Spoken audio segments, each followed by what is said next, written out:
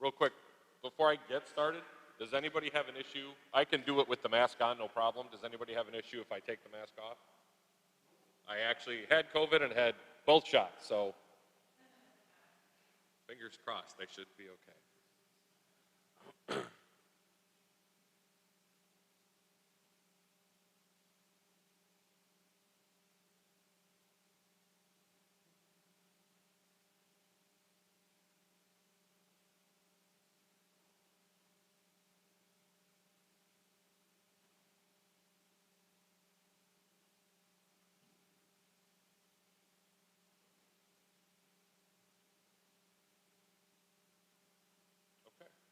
All right, we just got the high sign, so I think we're ready to roll.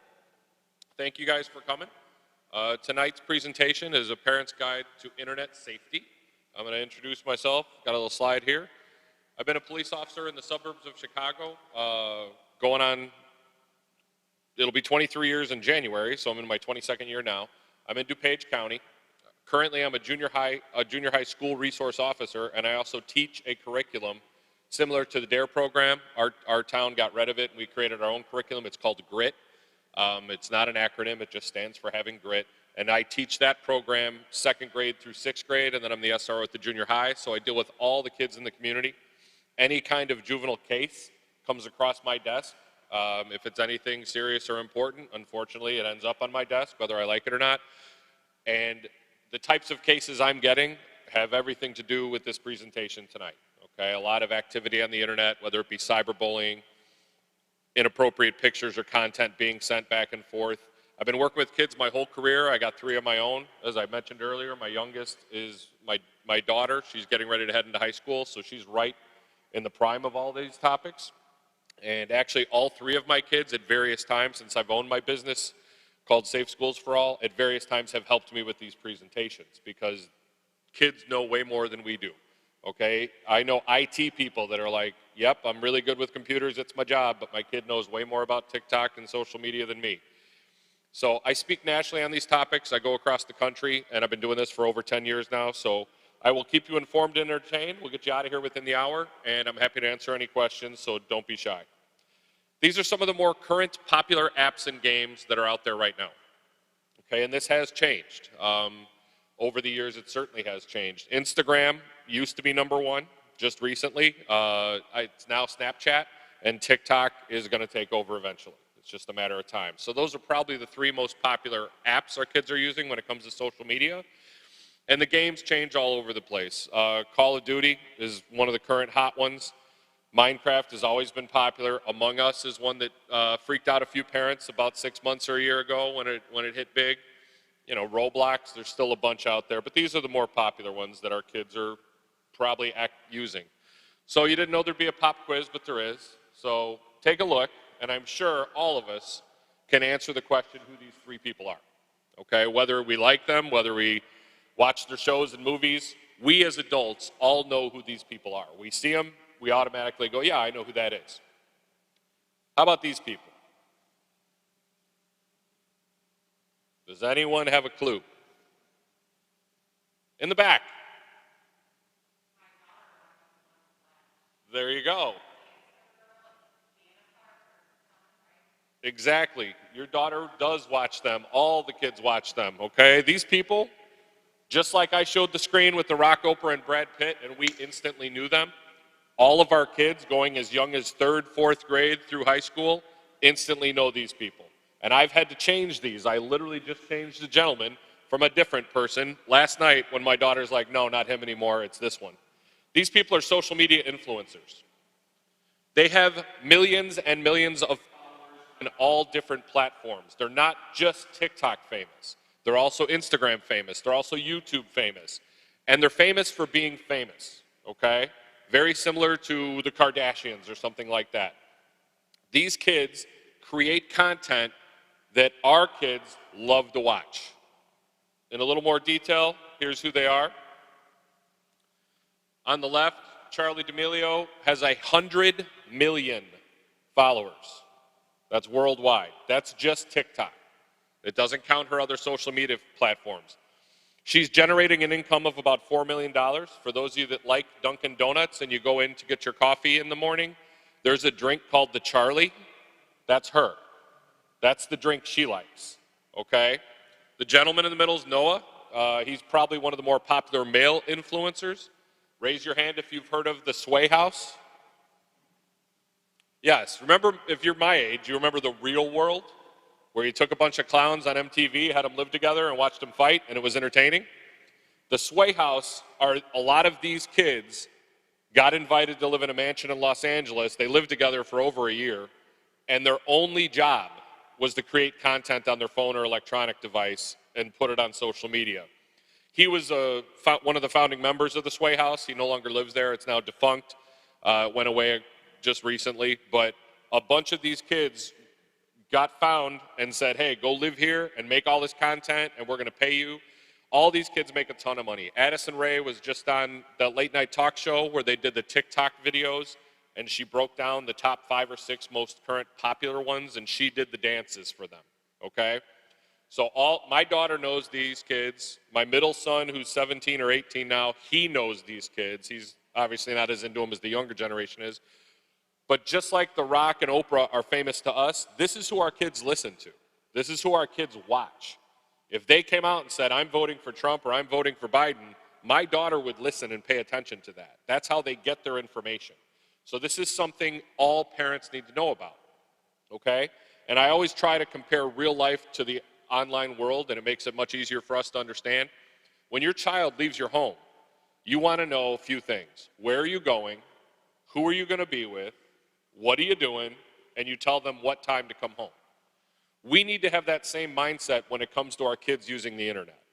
Whether they're real little or whether they're my daughter's age going into high school, I want to know what you're doing. We need to know the apps they have. We need to know the things they're interested in. Because when they run into trouble, and eventually they will, more than likely, especially when they're young, they're going to come to mom and dad for help. Well, if mom and dad have no idea who these people are, and your daughter's really upset because Noah broke up with Charlie and is now dating Charlie's sister or whatever it is, this is the getting my child upset. And it makes me laugh, but I have to have a general understanding so I can help parent my kid and help guide her through these things. We got to know what our kids are doing online, so that's why I put this up here. An app breakdown for you. Currently the most popular, Snapchat, okay? My daughter has Snapchat, she has TikTok, she got Facebook. She went on Facebook for like 5 minutes and immediately got friended and liked by her grandma, and she doesn't go on Facebook that much anymore. Okay, Facebook is definitely now the old person app. Snapchat is a lot of fun. It allows creativity. A lot of people think, oh, it's a bad app because things disappear. It actually allows for the user to have much better privacy features. Okay, so for example, in Snapchat, Facebook has Facebook Messenger to send a private message to someone. Instagram has the same thing. But Snapchat, you can create a group chat, and Instagram has copied it now. You can create a group chat, so if you have 200 friends on Snapchat, you can create a group chat of 3 of them, or 4 of them, or 6 of them. You can add people, you can take them out. So the privacy features are pretty good on Snapchat. You have to allow people to see your content. It is harder to monitor for parents because things do disappear. Now, realistically, do they disappear? No, they don't. They go away. They may not be available on your child's feed for us to monitor the next day, okay? But nothing disappears. And when I talk to kids about these topics, that's one thing I stress to them, okay? These things you post, they're out there forever. They're not going to go away because you deleted them. They're not going to go away because you used Snapchat and it disappeared in 30 minutes or 10 seconds or a day. Kids don't believe that until they get hit hard with it and something negative happens. Of course, cyberbullying is going to be on there. It's going to be on all the apps, okay? Cyberbullying is a crime in the state of Illinois. Sending inappropriate content, which is the legal definition I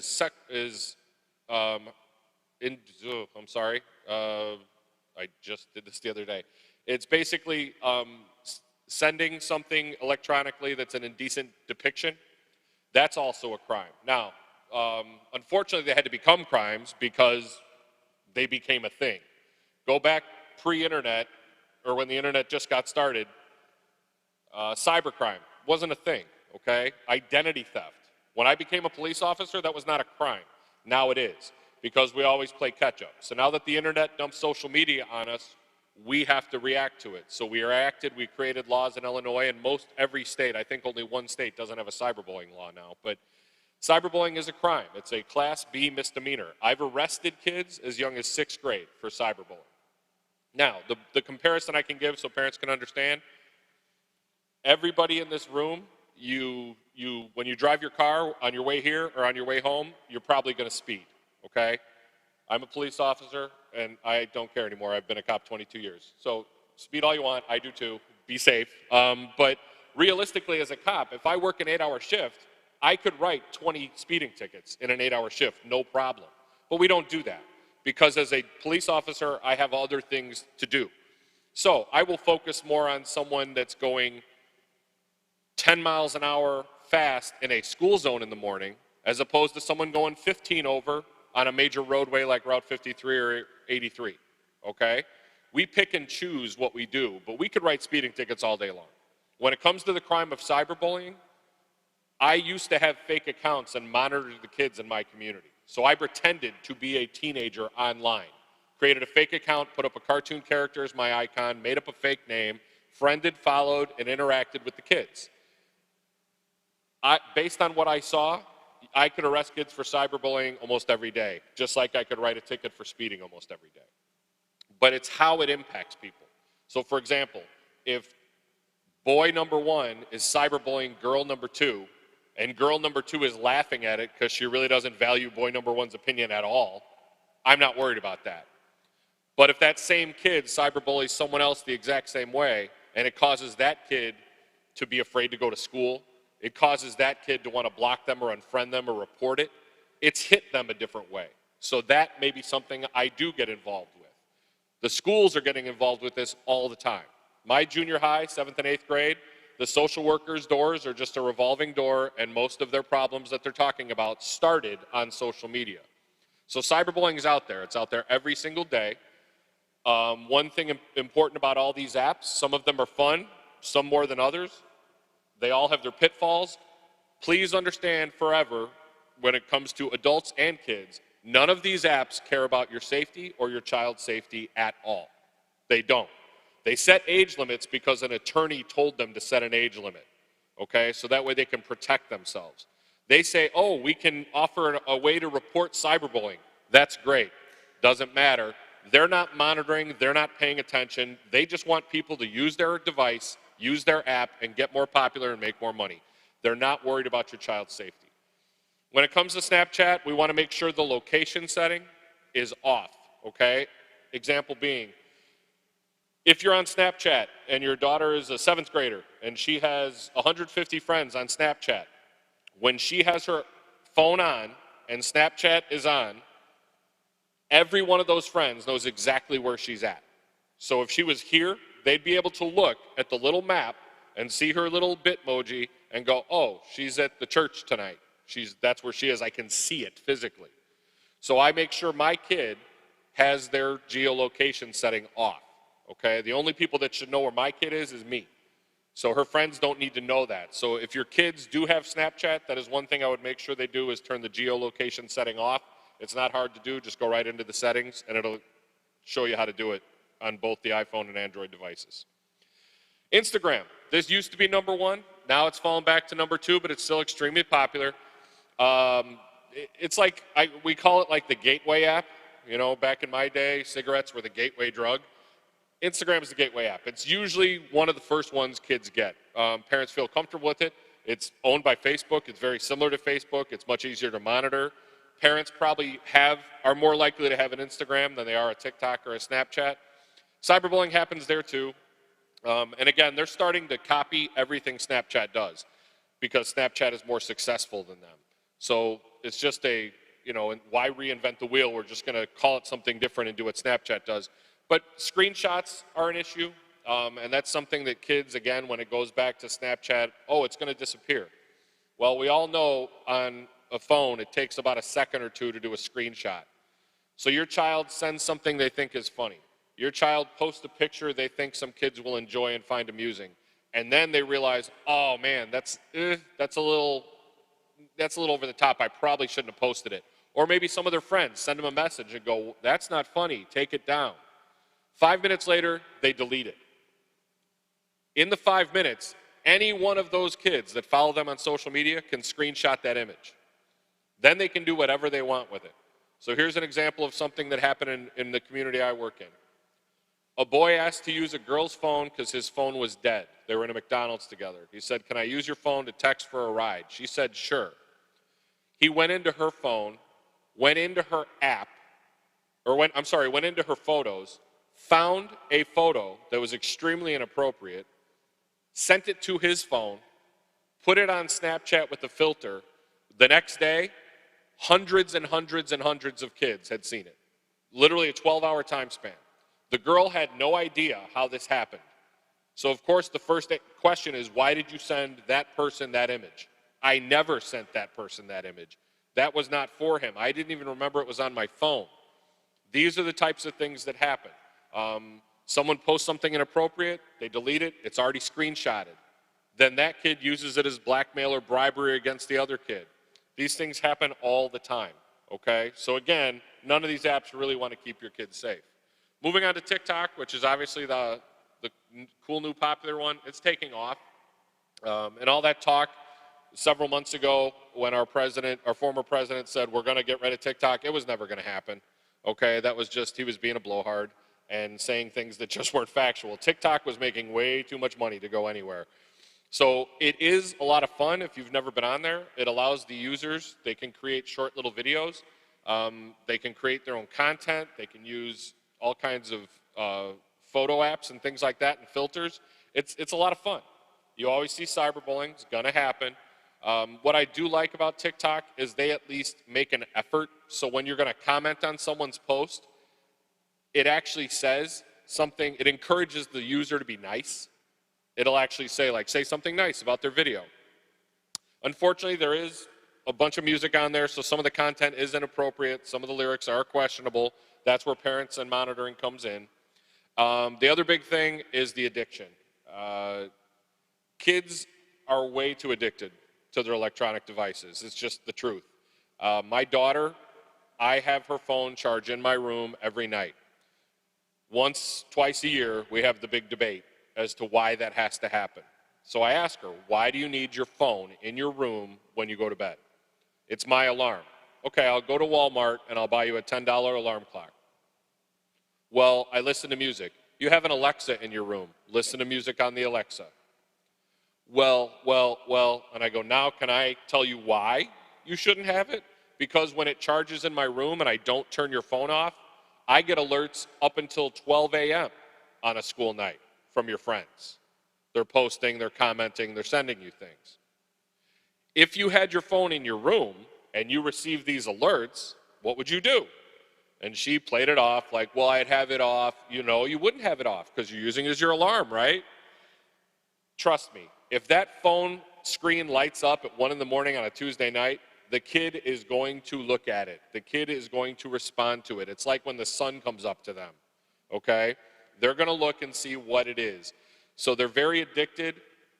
We'll get into that in a little bit, but especially with TikTok, chasing likes. Basically what that means is they're looking for popularity. They want their video to go viral. They don't know why they don't have so many likes. When I post a photo of my daughter on my Facebook page, like she wins the volleyball title and she's posing with her trophy, I take the picture and she's like, oh gosh, you're going to put me on Facebook, right? And she laughs like she's embarrassed. Half hour later, she's like, did you post it? Yeah. What did they say? How many likes does it have? That's what these kids think about. That's why they're on social media. So let's get into that a little bit. Oh, first some research. This is really good stuff. If you want good research, Pew, P-E-W, has a ton of good stuff on these topics. A Pew study just a few years ago, 95% of kids, 8th grade basically and up, have smartphones now. When I started my company, that number was down in the 60 percentile, okay, especially for junior high kids. We're giving them the devices younger and younger. They're on there younger and younger. Almost half the kids admit we're online constantly. I walk into my daughter's room. She's listening to music on Alexa. She's on her Chromebook for school doing homework, and her phone is on, and she has 2 friends on a FaceTime video. And that's how she does her homework. And it's mind-boggling. Some kids it works for, some kids it doesn't.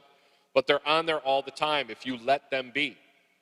Watch my son watch TV with me, and he's looking at his phone as much as he's looking at the screen. They play video games, and they multitask on their phone all at the same time. 90% of the kids use social media ages 9 to 12. This is more current research from an even better source, cyberbullying.org. 90%. That's 9 years old. You're talking third grade, maybe fourth grade. They have online gaming apps, and most of them have more than one. And now we're talking about the lesser ones, you know, the Roblox and the Minecraft and things that keep our kids entertained. 66% of that age group tried to help when witnessing cyberbullying. Now, having taught cyberbullying in schools to my students for over a decade, I love that stat because I used to get data from my kids and say, if you saw cyberbullying, would you report it? My stats from 2012, 2015, over half said no.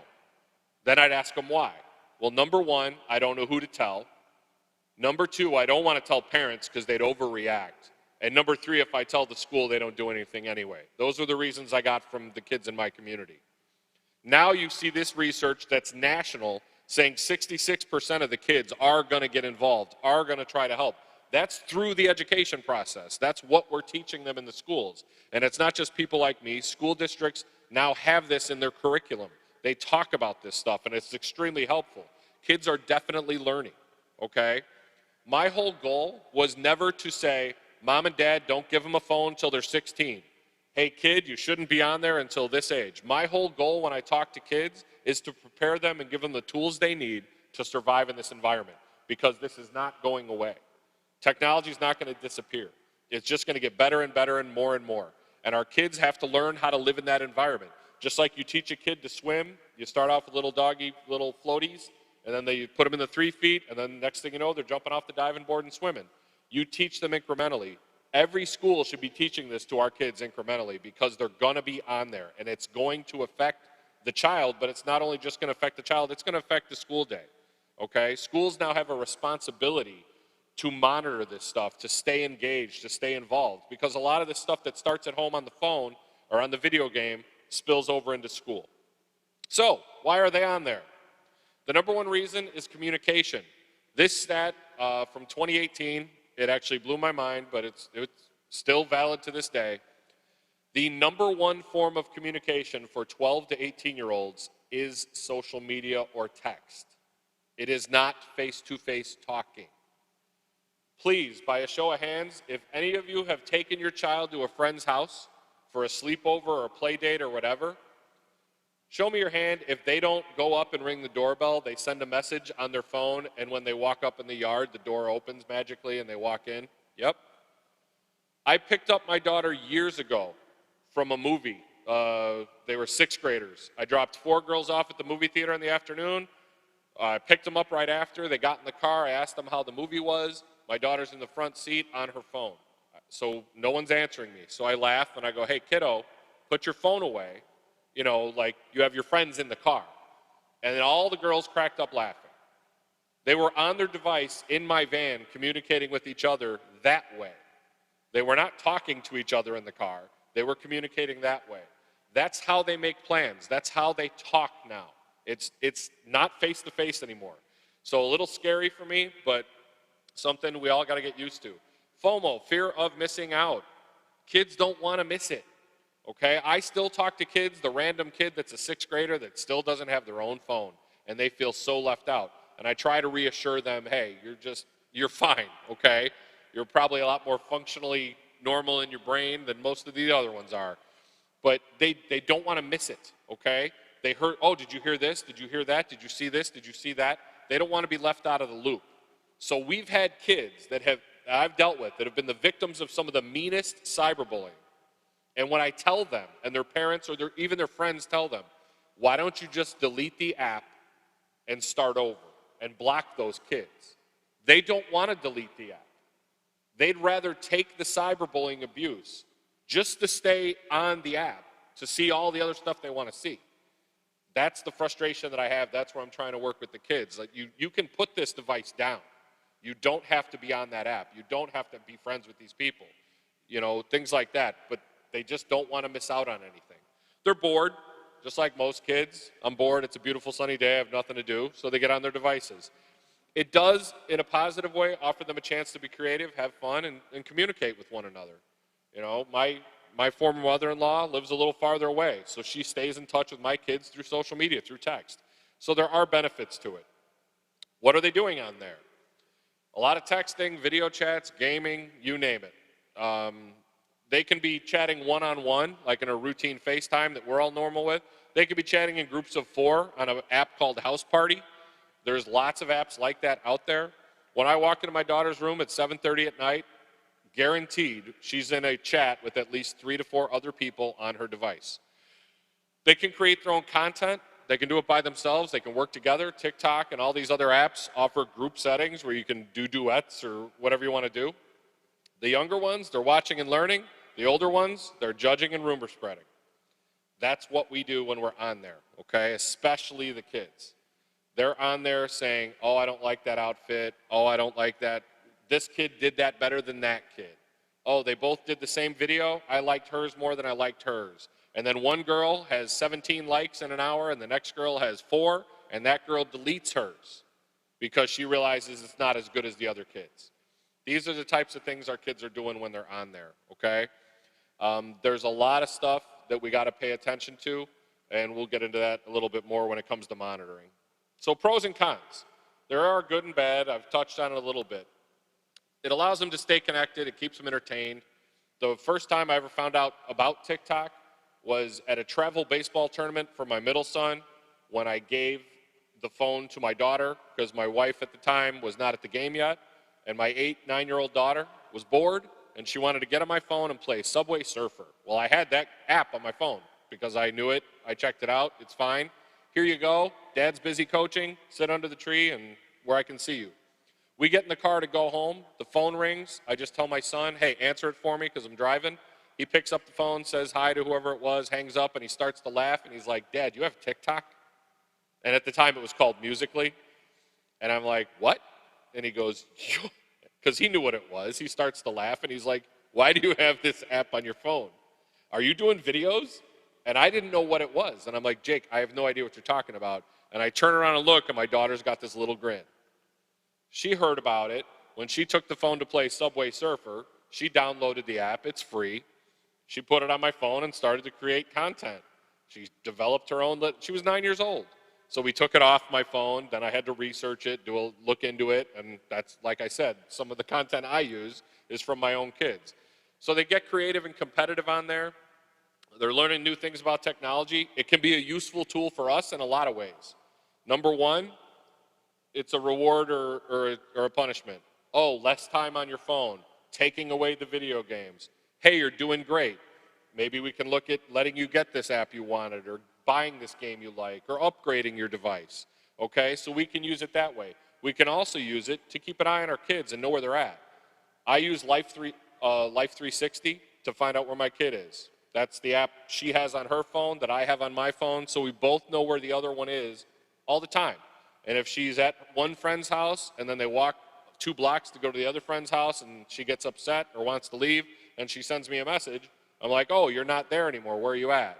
Oh, I'm at so-and-so's house, and I don't have to go through the whole what's the address thing. I can look right on it and find and drive right there. So there are a lot of benefits to it for us as well. The negatives. Our kids are sharing way too much personal information. To be honest, we probably do too, but they're way better at it, okay? They don't understand. The younger they are, the harder it is for them to understand, but they don't get it. One of my favorite memories that got me really upset and really struck a nerve with me, my boys who are now 21 and 19 were 9 and 7. And I came home from work, and they're on the computer. You know, remember when we had a desk and a computer in the house a while back? They were on the computer, and I said, hey, what are you guys doing? And my younger boy said, we're watching Mike on YouTube. And I said, oh, you mean you and Mike are watching YouTube? And he goes, no, we're watching Mike on YouTube. I walk over, there is a 1-minute, 23-second video on YouTube of my son at the park that day having a fake play fight like pro wrestling match with his friend. The video is titled Michael versus Damien. That was the two boys' first names. The video was shot at a park 4 doors from our house.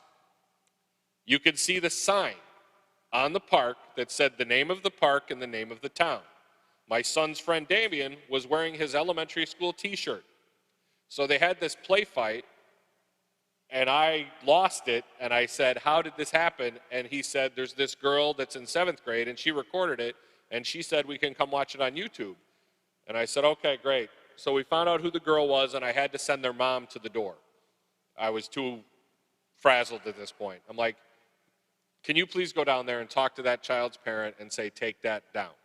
And I know the girl didn't mean any harm, but seeing that video, I just pictured every bad human in the world surfing YouTube, knowing my child's first name, knowing where the park is, knowing what school they go to, being able to drive to their school at the end of the school day the next day, put a name to a face and go, hey, Mike, that was a cool video yesterday, and then boom, he's in the van that we all are afraid comes and gets our kids all the time. That's what happened to me.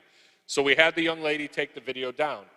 The best response was when the mom answered the door and talked to my kid's mom, she said, my daughter doesn't have an account on YouTube. She wouldn't even know how to do that. They checked. She had 17 videos on YouTube. She had her own account. She was in 7th grade. So these are the types of things that our kids do. They share too much personal information. When I talk to the kids, I tell them, if you have social media, great. Setting your pages to private. Don't put your real photo as your screensaver because sometimes the public can see that. Once they're in and you've invited them in and you know who they are, then yeah, they know who you are. They can see your videos and things like that. But limit the amount of personal information. You don't have to put a real date of birth. Now, they should be putting their real ages on there, and I think I touch on that later. But they don't need to put their real date of birth. They don't need to put their real address or the real town they live in. They shouldn't, okay? Our kids get on there and interact with strangers, whether it's social media or gaming. I used to love, as a kid, going to the arcade and playing all the old games, Galaga, Pac-Man, and all those. It was fun. Now our kids play Fortnite with 48 people they don't know, some of which are probably grown men living in their mom's basement somewhere in Canton, Ohio, okay? Not to pick on Canton, Ohio, but that's the story. It's the town I always reference. They don't get it. And they say, well, what's the harm in it? I'm just playing a game. Well, if you're just playing a game and you're not communicating and talking and chatting and sharing info, that's fine. But you're talking to them, and you're 9 years old. And the adult in the house thinks my kid's safe, they're in their bedroom playing a video game. Well, the 9-year-old may be chatting with this person. Oh, yeah, it's really, man, it's so cold here. Oh, it's really sunny here. Oh, where do you live? I live by Chicago. Oh, I live in Clarendon Hills or whatever. You're just having small conversations with people you totally don't know, okay? If these people are able to access this kind of information, your usernames, your IP addresses, so I stress to kids, when you're on there, just play the video game, okay? If you're on there with a group of your close friends and it's just you, fine, talk, chat. But other than that, you should not be interacting with these people because they're strangers. And just like I told you I like to compare the real world to the internet. I make that comparison. I said, if you're in an arcade with a bunch of video games and you're plunking your quarters in and having fun with your friends, and a guy in a Led Zeppelin shirt and dirty jeans that doesn't look like he took a shower walks over and says, can I play with you? What are you guys going to do? And they all go, we're going to tell the police. We're going to tell an adult. We're going to run away from him. Right. Why do you play Fortnite with them then? Why do you play modern Call of Duty with them then? That's the kind of thing and that really gets them thinking at that point. Then it hits home a little bit. There's cyberbullying and drama like we talked about. It's not always a nice world out there, especially on the internet. There's inappropriate images and photos. They're being sent to them whether they want them or not. One of my all-time favorites, I can't believe it actually happened, and the child did this, a 15-year-old girl, we got a call about 9:30 at night. A 15-year-old girl received a completely inappropriate photo from the waist down of an adult male. She did not know this person. She did not know the phone number. It just got texted to her phone. And it said something like, miss you. This 15-year-old is the first and only one that has ever done this to my knowledge that I've worked with. She went downstairs, she took her phone, she put it on the kitchen counter, and she went, I don't even want that anymore. Take it away from me. I don't want it. and she showed her parents. Most kids would never do that, okay? To her credit, she did. The mom calls 911.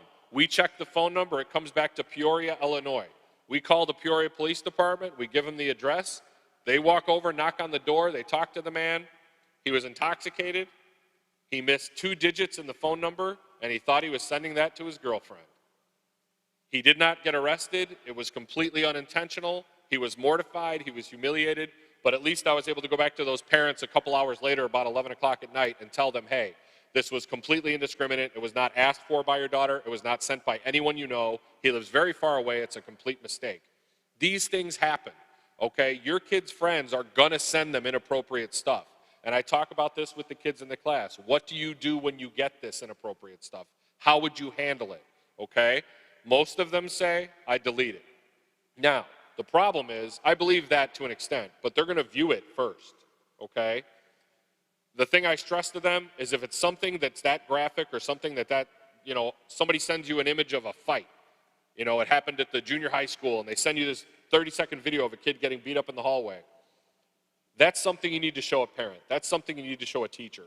And then you can delete it off your phone, okay? And I stress to them, show an adult if it's that serious. Show an adult, report it, delete it off your phone, and definitely, definitely never send it to anyone else. We had an inappropriate image get posted in our junior high the next day at 11 a.m. This happened about 6 o'clock at night. The next day at 11 a.m., I spoke with one of the students who had received it. And I asked him, okay, how many kids do you think got this? And his exact answer was, you mean how many schools? Turned out we confirmed that video in a 12 to 18-hour window was sent to 5 different schools, 3 junior highs, 2 high schools. 1,000 kids have seen this video in 18 hours. And this poor girl is now mortified by this. This is the type of stuff that does happen. There's exclusion and isolation. It's very similar to face-to-face when you say, you can't play with us. Nope, you can't come to the party. You're not invited. Kids do that to each other on social media. So, for example, 4 girls go to the mall to hang out, obviously pre-COVID, and they take some pictures and they share them on Snapchat, but they don't just share them with each other. They share them with 2 other girls. So 4 girls went to the mall, but 6 girls got all the fun pictures. The reason those 4 girls did that was to let those 2 girls know, you weren't here. We had fun without you. Ha, ha, ha. Kids do this to each other all the time. The more anonymity they can have on this device, the crueler they can be. And then, of course, obviously the cancel culture. You post something, you say something, it's going to come back to haunt you, okay? And I stress this in the 6th grade when we talk about digital citizenship to the kids. When you apply to be a police officer in my town, one of the first things our background investigators do is get on your social media and check you out. And if we don't like what we see, we don't have to do any more work. You're off the list. We're moving on to the next candidate. Colleges too, okay? So I really stress that with the kids that I talk to. So, let's help now. What can parents do, okay? I'm not here to scare you off these devices. I'm not here to scare you off social media. This is the wave of the future. This is what our kids are going to be doing. We don't have to take it away and hide it forever, but we can get involved. You got to figure out for yourself when your child is ready for social media, okay? People ask me all the time, well, is 8th grade a good time to give them a phone? When can they have an app? How old do they have to be to have the app? We have parents allowing their kids on these apps when they're 9, 10 years old, okay? Don't do that. You know your child.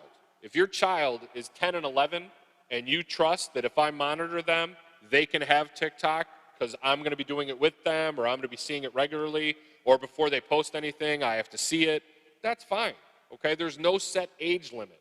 The examples I give to people, if your child is involved in any kind of sport and they lose the game or they strike out or they miss the shot and they throw their helmet, they cry, they pout, they refuse to walk off the field, they're inconsolable, they're probably not ready for social media yet. If your kids come down to the dinner table and get in a physical altercation over who's sitting in what chair, they're probably not ready for social media yet. So you know your child. Have those conversations with them. Before my daughter got social media, we had lots of conversations. I brought her to a parent presentation that I did, okay? So she understands where I'm coming from. And she thought, all my kids thought, well, my dad's gonna be so strict. And it's not that. It's just I'm very conscious of this, and I want to have conversations with you, and I want to know what you're doing, and I'm here to help you. That's the whole point I try to make to my kids, okay? So you guys know your children. Both my boys got their first phone in 8th grade. Like I said, they're older now. They're 21 and going to be 19. My daughter got her first phone in 6th grade. Naturally, the 2 older boys complained. Well, we had to wait till 8th grade. 2 things. There's a 5-year gap between you and your sister, so 5 years have passed. That's number 1. Number 2, your sister in 6th grade was twice as mature as both of you were in 8th grade. So yes, she got treated differently. This isn't a one-size-fits-all, okay? So you know your child, figure out when they're ready, and get them on there, step by step. Before you let them on there, you got to research the apps. Learn the basics, okay? You don't have to be the helicopter parent that's on there with them all the time, commenting and liking all their posts. You don't have to do that, okay? But have a general knowledge of what's going on. Before you let them have it, learn about it, okay? When we go to buy a car, we test drive it. That's a big investment. We take it home, we drive it around, we see if we like it. When we buy clothes, we try them on. We want to know if they fit, okay? When your kid wants an app, when your kid wants a device, when your kid wants a game, do that research, okay? Put a little investment into it because that's going to be something they're working with every day. Next, you got to look at their device and monitor it regularly. Now, this is where the word spying comes in, and parents, they don't know what to do about that, and privacy. I'll explain it very clearly to you guys like I explain it to high school parents all the way down to elementary school parents. Your child has no privacy. Your child has the privacy you allow them to have, okay? They are not adults. And I love having this conversation with junior high kids because they're the ones that'll argue with you no matter what, just because they like to argue. And I'll tell them, you know the Constitution? Yeah. And you studied it a little bit? Uh-huh. So you know the Bill of Rights and all the freedoms? Yep. It's great. We live in a great country. Unfortunately, none of those apply to you. Those are for grown-ups. So you get the freedom your mom and dad allow you to have. You should be monitoring, okay? And we'll talk about some monitoring software suggestions later, but I am my child's monitoring software. I take their phone at night, I look at it, I pay attention to it, I see things that have been downloaded, I see things they tried to download, I see things they got rid of that they had, things they want to get, things like that. So I pay attention, I am the monitor, but we'll talk about that a little bit. You need to set the ground rules and enforce them. Every parent, the rule setting, that's the easy part, it's great. But then you got to enforce it when they break the rule. You got to take that device away. You got to do whatever the consequence is. Your child needs to know up front what the expectations are. If they know up front what the expectations are, they're not going to pout as much when they break the rule, okay? They're still going to whine and complain. That's what kids do. But they're going to have a general understanding. This is the rule. I'm going to give you your phone. This is your first phone. Congratulations. It does not have Wi-Fi, so when you're not in the house, you can't really use it other than to text me. You can have one app, all right? And it'll be this app. And I'll help you get on there and sign you in and all that stuff. And I will monitor this phone, okay? After dinner, you can have it for an hour, but then after that, it comes with me, it goes to bed. Make these rules. Let them know up front, okay? Especially for the younger kids. Now, if your kids are 14, 15, it may be too late, okay? It's going to be really difficult to go back and say, hey, I just saw this guy talk and he made a lot of sense, so I'm changing the rules on you. Then you're going to have some arguments and some fights. But when they're young and they're just getting involved in this, set those ground rules and enforce them, and it'll be okay. Talk with and, more importantly, listen to your kids, okay? If you put a quarter in them, they will tell you everything. You know it. Remember when they were 3 years old and the story took 20 minutes and then they forgot what it was and you're sitting there patiently listening? My daughter will tell me all I want to know about what is current and popular. I had her and her 6th grade friend review my presentation 2 nights ago, and I told you I switched out the boy on the social influencer. She's like, get rid of him. No, he's not even, no. It's definitely Noah Beck now, Dad, here. And she pulled it up. So I communicate with them. I listen to them. She shares things with me, and it helps me connect with the kids in my community when I'm talking to them later. Because now those kids know what I'm talking about. And the reason I know what I'm talking about is I stay on top of it, and I communicate with my children. Next, show an interest in what interests them. This is the hard part, okay? I have 3 different ways to stay in touch with 3 different kids. My oldest son and I, we have TV as our common bond. We like a lot of the same television shows. So we will sit down, watch a show, and during that 1 hour we're watching the show, we're talking about his job. We're talking about his life. We're talking about his girlfriend. We're talking about how things are going. He doesn't notice. okay? I notice this is my way to talk with you. My middle son, it was always sports. So we connect through sports. My daughter, we connect through anything she wants, okay? She has me wrapped around her finger. So I'm very into sports with her. I'm very into social media with her. In my car, I have the radio station she likes. I don't like that music, okay? I don't care about Pop Smoke, okay, very much, but my daughter likes his songs. Okay, I want to know what my kid's listening to. I want to know what my kid's interested in.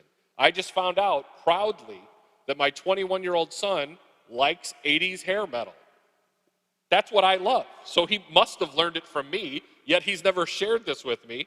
But when I got in his car to go for a ride, Motley Crue comes on. I'm like, you listen to Motley Crue? Oh, it's like a little tear in my eye. I connect with them individually in my own ways because I show an interest in what they're interested in. Okay, if you just tell them, watch this show because you'll like it, I've tried that. The original Star Wars, my kids just yawn. They're just like, this is so boring and bad. And I'm mortified that they don't like it. But I have to also show an interest in what they're interested in. And most importantly, be their parent, not their friend. Okay? They got a ton of friends. You need to be the one that makes the hard calls. You need to be the one that makes the hard decisions. You need to be the one that says no sometimes. That's our job. Now, what can our kids do? I mentioned earlier, they got to use real ages. So when they get on social media, if they're 13, say they're 13, okay? If they're getting on social media younger than 13 and they have to fake an age to get on there, just fake 13.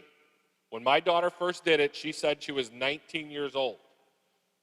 The app will filter content based on your age and your interests. Because my daughter said she was 19, she was seeing ads and information that she should not have seen. I double-checked. I found out she put that age. I took it down, okay? Put their real age. Again, you don't have to put their real birthday, but put their real age. Your child should not be on there. Another good example, when my daughter was 13, or last year, she was 12, we let her have Snapchat. She friended my oldest son's girlfriend. Great girl, awesome, love her to death. She's great with my daughter, very nice, smart kid. My daughter was friends with her on Snapchat, and I said no. And my daughter, she's like, what are you talking about? That's Mike's girlfriend. She's so nice. I'm like, you're right. She is so nice. But she's 19. You're 13 or 12 at the time. You do not need to be interacting on social media. Would you let your 12-year-old go to a 19-year-old's party? No, you wouldn't. So I don't let my 12-year-old interact with 19-year-olds on social media either. Okay? So make sure they use their real ages. Set their pages to private. Tell the kids. Know who these people are. And they think they know people by hearing about them. Oh, that's Jillian's cousin.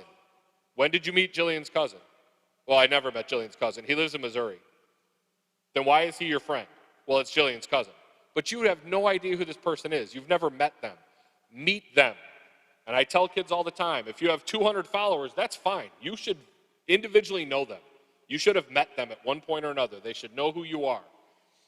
Again, we talked about not sharing too much information, turning the location settings off.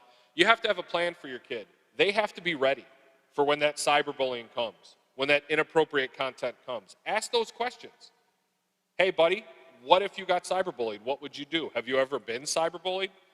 Ask them, talk to them. Maybe they haven't, but they'll tell you. Oh, I haven't, but you know, my friend Tiffany, she'd got cyberbullied real bad. Oh, what happened? Listen to how they explain it, and then you can have that conversation. Like, what would you do if? Would you tell me? I would hope, and I tell this to all my kids, when you're in trouble, yes. Am I going to be mad maybe? Sure. Is mom going to be mad? Yes. But guys, no one cares more about you than me and mom. You have to trust us. You have to come to us. You have to talk to us. So have these discussions with your kids, especially when it comes to social media.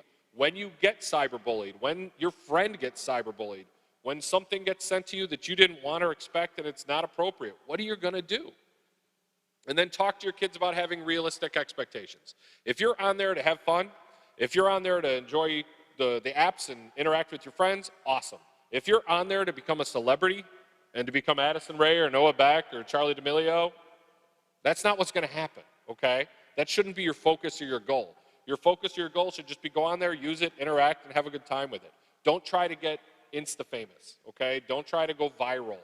Every video doesn't have to be perfect and awesome and choreographed. Just go on there and be yourself, okay? If kids act like themselves online, just like they act in real life, they're going to be good. They're going to do okay. Sometimes kids get on there and they start acting like somebody they're not, okay? And it leads to bad things. So keeping that in mind, we talked about some monitoring stuff. These are just suggestions. I personally don't use any of them. I have tested several of them. So when it comes to monitoring software, right now, number one, in my opinion, without question, is an app called Bark. It monitors social media very well. It's a reasonably priced app. Phone Sheriff, Net Nanny, Family Guard, those are just ones that I found online that are at the top consistently every year. I have no personal knowledge of them. The last one I just did myself a few months ago. There was a young lady that was a teenager in Naperville. She's now, I think, 19 or 20 years old, and she's already had a TED Talk, and she has her own website now. It's called Rethink. It is a free app that you can put on your child's phone. And when they type something, whether it's social media or text or email, and they type something that's inappropriate or mean, it gives them a little warning shot. It says, whoop, you sure you want to type this? You sure you want to send this? It is a really great tool for kids because it allows them to police themselves, okay? How many times at work have we said, oh, man, don't email angry. You know, I typed that email and I'm not going to send it. I'm going to show it to a buddy first. Let them screen it first. Rethink is a way for kids to go, oh, yep, they're right. You know, like, I hate you so much. As soon as that word hate pops up, Rethink is going to go, are you sure you want to send this? So that is something that I've just tested out. I really like it. I think it's a great opportunity. I'm talking to schools about it to talk to their parents. When it comes to the websites, Common Sense Media is outstanding. If you want to learn about games, if you want to learn about apps, if you want to test drive anything, go there. That's where parents can go and say, hey, I didn't know about TikTok. I got on there. I created an account. My daughter has an account. I've been on there 3 weeks, and here are the good, and here are the bad, and here's what I think. You can go on and get all the research you want on games and apps on Common Sense Media. It's a really good one. And then the last one, when it comes to cyberbullying, those are two gentlemen that I've met and worked with before. Excellent guys. One's based in Florida, one is based in Wisconsin, and that's all they do. They do surveys, they do studies, they do research on cyberbullying, sexting, internet safety. They do studies with thousands and thousands of kids nationwide, and they put out new research every year. Very helpful website to go to. So I'll leave this up for a second. If anybody wants to take a quick picture or anything, I saw some people already doing that. Again, I am my own child's monitor. I do not need these things. I do not use these things, although I think I'm actually talk to my daughter about getting Rethink on her phone. You know, it can't hurt, and it's not, you know, it's something where you're allowing the kid, you're empowering them to police themselves. So pick what's good for you. The best one is you. But if you want to say, hey, I really want to pay more attention, there's lots of options out there that fit your budget. Some are cheaper, some are more expensive. Some give you a ton of detail, some just give you a little detail. So do your own research. That's it. Thank you guys very much. That's my contact information. Feel free to visit my website, follow me on Twitter, Facebook. I'm trying to limit how many different things I'm on there with, because it gets frustrating for me. But I enjoy being on there. I enjoyed coming out here tonight. I am happy to stick around and answer any questions, and I hope you guys were informed and entertained. So thanks for having me out. Yes?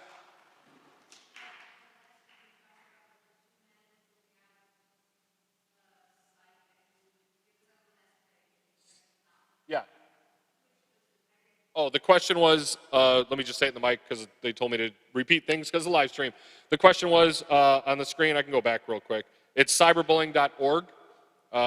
That's to go for research on that specific topic, or, you know, basic internet safety, cyberbullying, sexting, things like that involving kids. They're doing research all the time, and it's very current and popular. Yes?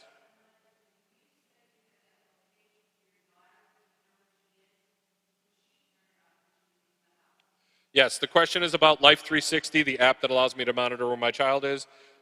Yes, she can turn it off. And that's something that you obviously have to have that conversation, and that's part of the boundary thing. Hey, if that goes off, as soon as you come home, the phone's gone.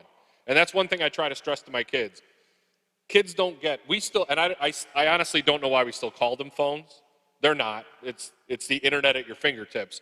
But we call them phones. When I give the device to my child, I tell them, the number one reason you have this device is to stay in contact with me and mom. All the other stuff is extra. So if I'm calling, if I'm texting, unless it's an emergency, Obviously not with my older sons, but with my daughter especially. If I FaceTime you and you don't answer, that's a problem. If I text you and you don't answer within 5-10 minutes, that's a problem. Now I get maybe your phone's down and you're actually playing volleyball outside. Cool. Then I want a text that says, sorry, Dad, my phone was charging. But if they start to mess with the ground rules, then again, that's when you take that away and you say that kind of stuff up front. Good question. Any other questions? Yes? Yes. That I honestly do not know. The question was, is there a way to lock the settings so it can't be changed back once you set it? I would suggest talking to your phone provider for that one. So like, walk into the T-Mobile store and tell them, hey, I want this to do this, but I don't want my kid to be able to mess with it. There are parental guards that you can probably put on there for free that your phone offers to you that I'm not that familiar with. But yes, I would bet there's a way to do it. I don't know how to do it. So I would talk to your phone provider for that one, and they can probably clarify. It's probably pretty easy to be able to set it so they can't change it. Because I know there's stuff for like getting an app. We have it set, so my daughter has to ask us. She can't just get an app. Not only does she have to ask us, but we'll see if she tries to get the app without asking us. And we don't pay anything for that. That's just through Apple on the iPhone that's available to everyone. Any other questions?